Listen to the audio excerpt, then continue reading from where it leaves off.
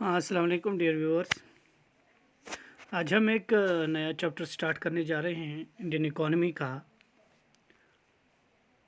That is understanding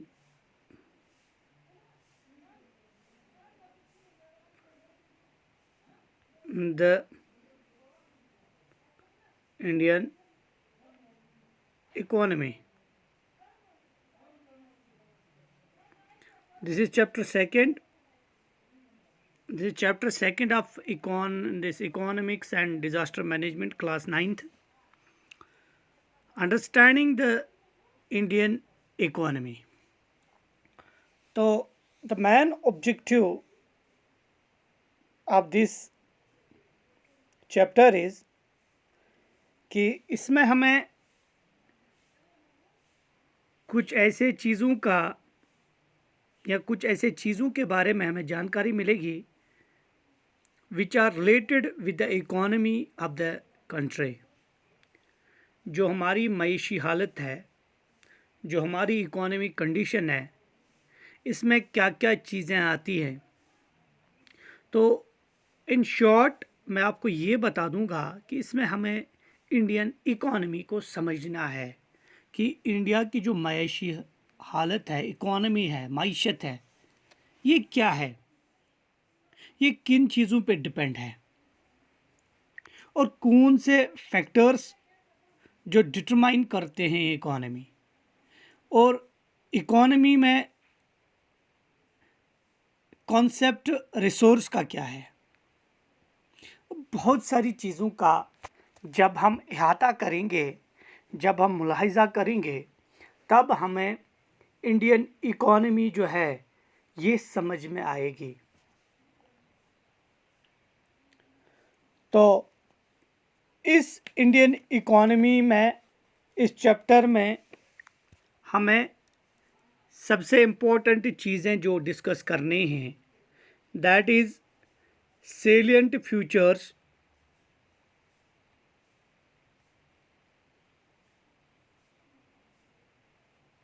of the Indian economy.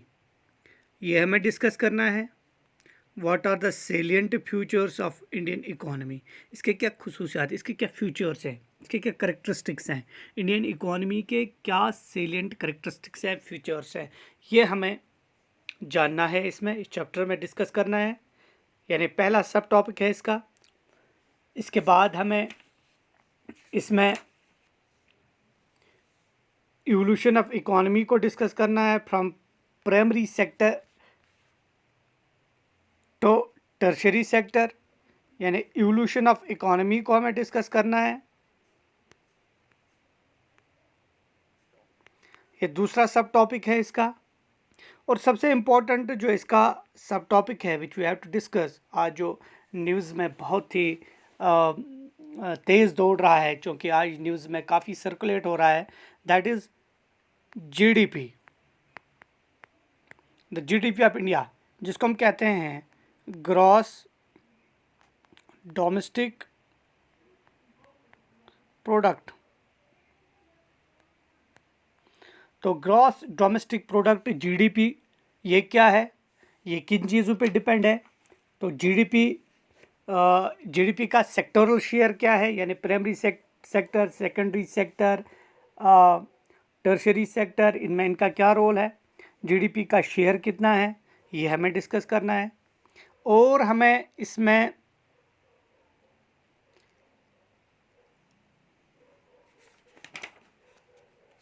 एक important topic और इसमें सब टॉपिक डिस्कस करना है, that is indicators of development, ये भी हमें डिस्कस करना है। इंडिकेटर्स ऑफ डेवलपमेंट हमें इसमें डिस्कस करना है। और इसमें हमें सबसे important topic which we are going through this time, जिसमें हम इस वक्त जिस दौर से हम जा रहे हैं, the very much interesting and very much need of the our is कि हम कैसे कूप अप करेंगे इस जो इस वक्त हमारी सिचुएशन चल रही है, जिसको हम द मोस्ट जो मेजर क्राइसिस इस वक्त है हमारी कंट्री में, दैट इज़ अनएम्प्लॉयमेंट। तो अनएम्प्लॉयमेंट को हमें डिस्कस करना है इस चैप्टर में, अनएम्प्लॉयमेंट को भी डिस्कस करना है। और सबसे इम्पोर्टेंट जो इसका टॉपिक है, मेन टॉपिक है इसको, जिसको हम कहते हैं पुअरिटी।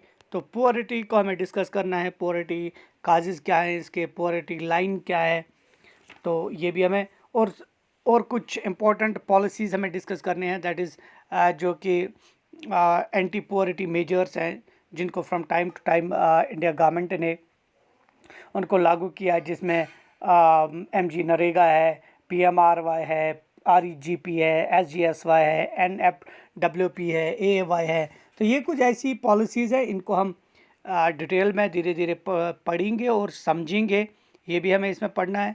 और इसमें एक और इम्पोर्टेंट पॉलिसी जिसको हम कहते हैं food security and public distribution system,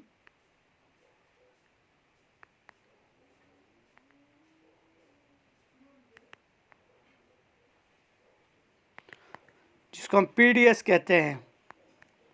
तो food security and public distribution system को हमें इसमें पढ़ना है कि फूड सिक्योरिटी जो बिल बनी उसका क्या मतलब है, जो इंडिया ने फिर लेटर ऑन जो उन्होंने यहाँ पे एक फूड सिक्योरिटी बिल को लागू किया, फूड सिक्योरिटी एक्ट को लागू किया, वो क्या है, वो उसको भी समझना है हमें इस चैप्टर में, इस जो कि जिसका नाम है अंडरस्टैंडिंग द इंडियन इकोनॉमी।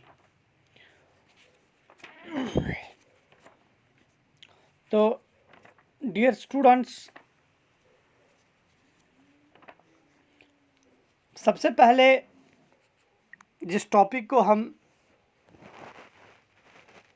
इस वक्त डिस्कस करने जा रहे हैं, that is salient features of Indian economy.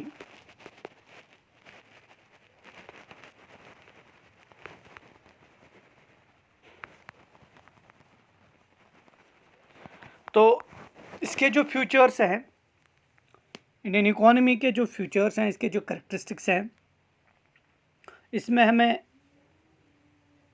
बहुत सारी चीज़ों पे नज़र रखनी है, बहुत सारी चीज़ें हमें डिस्कस करने हैं, जिसमें कि हमारे पास इकोनॉमिक एक्टिविटीज़ को हम डिस्कस करने जा रहे हैं, और उसके बाद सेक्टर्स को हम डिस्कस करने जा रहे हैं, और उनको हम अलग अलग से डिटेल में डिफ़ाइन करेंगे, अलग अलग से उनके बारे में जानकारी हासिल करेंगे, जिसमें हमारे पास 3 सेक्टर्स हैं, इंपॉर्टेंट सेक्टर्स, जिसको हम कहते हैं primary sector, secondary sector and tertiary sector. तो इन तीनों सेक्टरों को हम डिफ़ाइन करेंगे, डिस्कस करेंगे वन बाय वन। तो these are some features which we are going to discuss। तो इसमें हम एक और चीज़ को भी डिस्कस करेंगे कि tertiary sector why it is gaining much importance in India than the rest 2 sectors, that is primary and secondary, इसको भी हम डिस्कस करेंगे। तो सबसे पहले हम बात करेंगे इकोनॉमिक एक्टिविटीज़ की।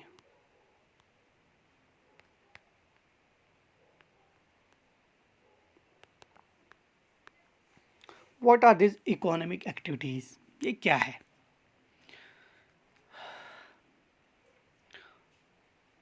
जब हम अपनी रोज़मर्रा ज़िंदगी पे नज़र दौड़ाते हैं, जब हम देखते हैं, हमारे इर्द गिर्द देखते हैं, यू विल सी लोग इन्वॉल्व हैं, किसी न किसी एक्टिविटी में लोग इन्वॉल्व हैं। हम इस वक्त हम क्लास दे रहे हैं, तो इस वक्त जब हम नज़र दौड़ाएंगे, अपनी खिड़कियों से बाहर नज़र दौड़ाएंगे, या अपने जहाँ पे हम बैठे हैं वहाँ से बाहर अगर हम देखेंगे, तो लोग अपने अपने कामों में मशगूल हैं। कुछ लोग इस वक्त कारीगरी कर रहे होंगे, कुछ कारपेंटर्स होंगे, कुछ मैसन्स होंगे, कुछ कंस्ट्रक्शन करते होंगे, कुछ लोग अपने खेतों में इस वक्त काम कर रहे होंगे, फसल काट रहे होंगे, कुछ अगर हम अपने औरतों की तरफ इस वक्त नज़र दौड़ाएंगे, अपने घरों में भी अगर हम देखेंगे तो औरतें बाहर होंगी, खेतों पे होंगे, या कहीं पे वो सब्ज़ी लाने के लिए गए होंगे। इसी तरह से बहुत सारे लोग इस वक्त भी काम में इन्वॉल्व हैं जब हम बात कर रहे हैं। तो ये एक्टिविटीज़ जो हमारे बाहर हो रहे हैं, हमारे इर्द गिर्द हो रहे हैं, ये हर मिनट में हो रहे हैं, हर सेकंड में हो रहे हैं। और ये जो एक्टिविटीज़ हमारे इर्द गिर्द हो रहे हैं, they are very much common to us. तो लोग जो है, हमारे इर्द गिर्द जो लोग हैं वो इन्वॉल्व हैं, वो एंगेज हैं मुख्तलिफ कामों में, मुख्तलिफ ऑक्यूपेशंस में। क्यों इन्वॉल्व है, वो क्यों ऐसा कर रहे हैं? देखिए, अगर आप बाहर नज़र दौड़ाएंगे, आपका हमसाया कंस्ट्रक्शन कर रहा होगा, वहाँ कारपेंटर होगा, वहाँ पेंटर होगा, वहाँ मैसन होगा, तो आप जब देख रहे हैं कि ये क्यों कर रहे हैं, ऐसा क्यों कर रहे हैं, the main purpose is of this thing is to earn the livelihood. आप कुछ कमाना चाहते हैं, आप अपनी ज़िंदगी में जीना चाहते हैं, तो जीने के लिए आपको जो चीज़ें दरकार हैं, आपको गुज़ा की ज़रूरत है, आपको कपड़े की ज़रूरत है, तो ये सब चीज़ें आपको तभी मिलेंगी जब आपके पास पैसा होगा, जब आपके पास मनी होगा। तो ये बाहर जब आप देखते हैं तो ये काम करने वाले क्यों इन एक्टिविटीज़ में इन्वॉल्व हैं? ये इसीलिए इन एक्टिविटीज़ में इन्वॉल्व हैं because they want to earn, वो कमाना चाहते हैं, they want to earn their livelihood, वो अपनी ज़िंदगी गुजारना चाहते हैं। तो व्हाट आर दीज एक्शंस, ये कौन से एक्शंस हैं, ये कौन से एक्टिविटीज़ हैं, ये क्यों हैं, क्या किस लिए है? इन सब चीज़ों को, ये जो एक्टिविटीज़ बाहर हो रहे हैं, काम बाहर हो रहे हैं, जिसमें या तो प्रोडक्शन है, या तो कुछ खेती बाड़ी कर रहे हैं, प्रोडक्ट कर रहे हैं, या तो कुछ डिस्ट्रीब्यूशन है, डिस्ट्रीब्यूट कर रहे हैं, या कंज्यूम कर रहे हैं गुड्स को, सर्विसेज को। हर लेवल पे एक सोसाइटी में इन सब चीज़ों को हम इकोनॉमिक एक्टिविटीज़ कहते हैं। तो इकोनॉमिक एक्टिविटीज़ को अगर हम डिफाइन करेंगे, we can say that actions that involve the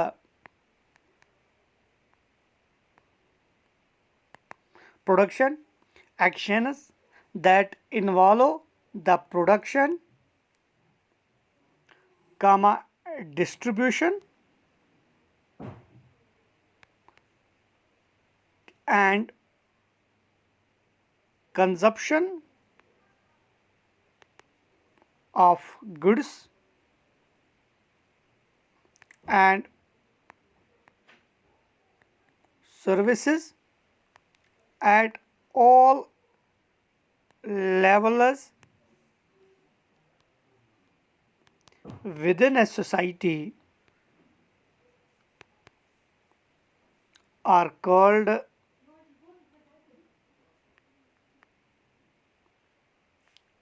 economic, so they are called as economic activities। तो जितनी भी चीज़ें हैं, वो जितनी भी एक्शंस जिसमें आप कुछ प्रोडक्ट प्रोड्यूस कर रहे हैं, कुछ उगा रहे हैं, कुछ बना रहे हैं, या कुछ आप डिस्ट्रीब्यूट कर रहे हैं, या कुछ आप कंज्यूम कर रहे हैं, तो ये कंजप्शन, ये डिस्ट्रीब्यूशन, ये प्रोडक्शन किन चीज़ों का, या तो गुड्स का, चीज़ों का, या तो सर्विसेज का, हर लेवल पे जो आपके इर्द गिर्द आपकी सोसाइटी में हो रहा है, इनको हम कहते हैं इकोनॉमिक एक्टिविटीज़।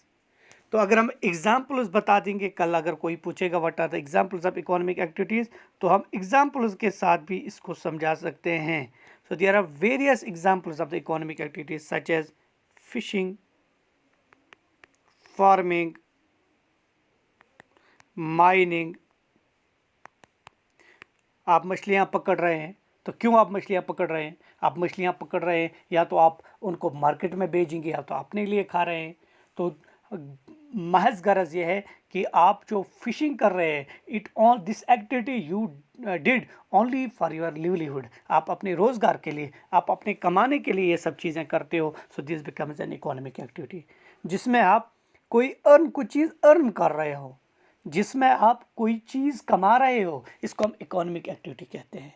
यानी जिसमें आप मनी अर्न कर रहे हो, या जिसमें आप कोई सर्विस अर्न कर रहे हो, जिसमें आप कोई चीज़ कमा रहे हो, this is called as economic activity. इसी तरह से farming, it's an economic activity. आप खेत में जा रहे हो, वहाँ पे फसल उगा रहे हो, फिर आप फसल को काट रहे हो, एक तो खुद खा रहे हो और दूसरों को भी बेच रहे हो। गोया कि मेरा कहने का मकसद है यू अर्न समथिंग, आप कुछ कमा रहे हो फ्रॉम दिस एक्टिविटी। इसी तरह से माइनिंग, आप कहीं पे पत्थर निकाल रहे हो, आप कहीं पे कोल निकाल रहे हो, या आप कहीं पे गोल्ड निकाल रहे हो, डायमंड निकाल रहे हो, this all things which comes under the mining is also an economic activity. तो इकोनॉमिक एक्टिविटी के साथ साथ हम देखते हैं कि नॉन इकोनॉमिक एक्टिविटीज़ भी हो रहे हैं।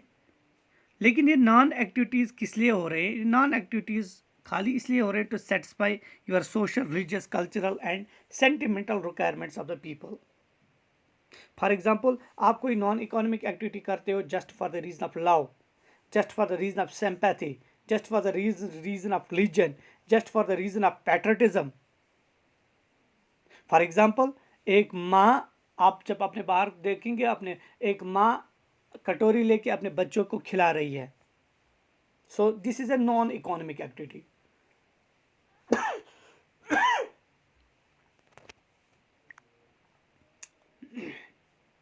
एक स्टूडेंट ब्लड डोनेट कर रहा है, वो ये फ्री ऑफ कॉस्ट कर रहा है, वो ये सिंपैथी के लिए कर रहा है, this is a non economic activity. एक बूढ़ा आदमी मंदिर जा रहा है रोज, या मस्जिद जा रहा है नमाज पढ़ने के लिए, this is a non economic activity. एक अमीर आदमी पैसे बांटता है, या तो प्राइम मिनिस्टर रिलीफ फंड में देता है, या तो गरीबों में बेचता है, तो this is a non economic activity. तो ये नॉन इकोनॉमिक एक्टिविटी मैं आपको ऐसे समझा दूंगा। इकोनॉमिक एक्टिविटी और नॉन इकोनॉमिक एक्टिविटी में डिफरेंस क्या है? The difference between the two activities is just only the objective of the work which you are doing. So what is the objective for which you are undertaking the thing? So the objective जो है यही divide करता है between the economic activity and non economic activity. For example, एक nurse है, there is a nurse जिसका नाम है जैकलिन। तो जैकलिन एक नर्स है, ये एक हॉस्पिटल में काम कर रही है। तो जैकलिन एक नर्स है, ये एक अस्पताल में काम कर रही है, एक हॉस्पिटल में काम कर रही है। लेकिन इस जैकलिन की माँ जो है, मदर, वो भी बीमार है लेकिन घर पे है। तो जैकलिन एक नर्स है, ये हॉस्पिटल में जाती है, प्राइवेट हॉस्पिटल में जाती है, वहाँ काम करती है, या गवर्नमेंट हॉस्पिटल में जाती है, वहाँ काम करती है। लेकिन इसके घर में भी एक बीमार है, उसकी माँ। तो जैकलिन जब हॉस्पिटल जाती है, वहाँ से सैलरी लेती है, जो काम ये वहाँ पे करती है to look after the patient. ये वहाँ पे पेशेंट्स का ख्याल रखती है, पेशेंट को क्या चीज़ ज़रूरत होगी तो ये नर्स प्रोवाइड करती है। तो जहाँ पे हॉस्पिटल पे ये काम करती है for the leave of the salary, जहाँ पे ये पैसा कमाती है, सैलरी लेती है, this comes under the economic activity. इसको हम इकोनॉमिक एक्टिविटी के ज़ुमरे में लाते हैं। तो ये एक इकोनॉमिक एक्टिविटी है। क्यों इकोनॉमिक एक्टिविटी? क्यों ये कि वहाँ पे अर्न करती है, वहाँ पे पैसा कमाती है, वहाँ पे सैलरी कमाती है। So this comes under the economic activity. तो जब ये वापस अपने घर में आती है, तो वहाँ पे उसकी मदर बीमार है, तो ये इसके मदर का ख्याल रखती है। तो रात के अपने मदर को जो इसकी रिक्वायरमेंट होती है, मेडिसिन चाहिए, इंजेक्शन चाहिए, अपनी मदर को देती है। तो this comes under the non economic activity. क्योंकि यहाँ पे कोई रिवॉर्ड, आप कोई सैलरी आपको नहीं मिल रही है, यहाँ पे कोई पैसा नहीं आपको मिल रहा है। Whatever you are doing just for the love and sympathy for your mother. आप यहाँ पे जो काम कर रहे हैं वो अपने मदर की सिंपैथी और उसके लव के लिए कर रहे हैं। So this comes under the non economic activity.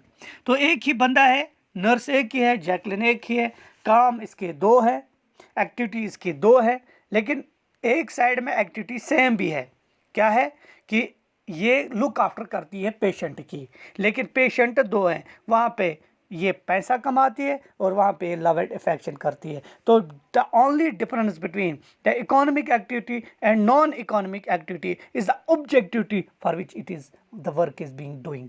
Objectivity क्या है? तो वहाँ पे ऑब्जेक्टिव लव एंड, यहाँ पे ऑब्जेक्टिव जो मदर के पास ये काम करती है, the objective is love and sympathy. लेकिन जो हॉस्पिटल में ये काम करती है, वहाँ पे ऑब्जेक्टिव है to earn money and to get the salary. तो ऑब्जेक्टिव डिफाइन करता है between the economic activity and non economic activity.